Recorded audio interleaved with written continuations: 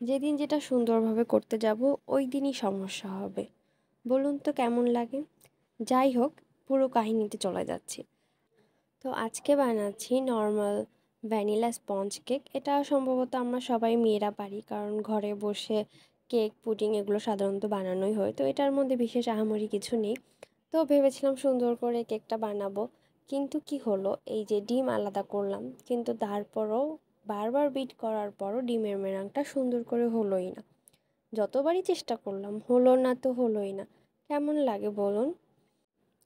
তো যাই হোক, কী আর করার, যেমনই হয়েছে এমনটা নিয়েই বাকিটা শুরু করে দিলাম। সব জিনিসগুলো ভালোভাবে মিক্স করলাম। কেক বা পেস্ট্রি আইটেম বানানো খুবই সহজ, কিন্তু একটা সমস্যা কি, সব উপাদান যদি ঠিকমতো না হয় তখন দেখা যায় যে ভালো হয় না। তো এটাই হচ্ছে এটার মূল ট্রিক্স। আপনি যা যাই ব্যবহার করছেন বা যেভাবেই বানাচ্ছেন বা যেই জিনিসটাই বানাচ্ছেন না কিসের জন্য, আপনার সব উপাদানগুলো সঠিক পরিমাণে হতে হবে। তারপরে গিয়ে হচ্ছে ভালো আমরা একটা রেজাল্ট পাবো। যাতে আপনি বিস্কিট বানান বা কেক বানান বা আর আদার্স যেটাই বানান না কেন, পরিমাণ ঠিক হয়ে গেলেই টেস্টও খারাপ হয়ে যাবে এবং জিনিসটাও সুন্দর মতো হবে না। তো যাই হোক, সব উপাদানগুলো সুন্দর করে মিক্স করে নিয়ে এরপরে হচ্ছে আমি রাইস কুকারে বসিয়ে দেবো। আমার কাছে কেন জানি মনে হয় ওভেনের থেকে রাইস কুকারে দেওয়া বা চুলোয় ভাপে দেওয়াটা বেশি ইজি হয়। মানে ওভেনে অনেকটা টাইম লেগে যায়, প্লাস হচ্ছে সবাই দেখা যায় ওভেনে সেট আপটাও ভালো মতো করতে পারে না। এক এক ধরনের ওভেনের এক এক রকম সেট আপ।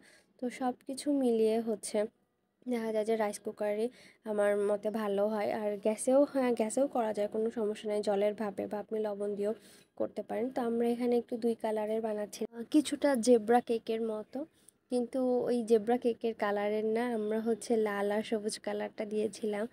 আমাদের লাল সবুজ বাংলাদেশ, কিন্তু আলটিমেটলি কালারটা কীরকম আসলো সেটা আপনারা কেক খাওয়ার পরেই দেখে নিন। আশানুরূপ কালারটা আসেনি।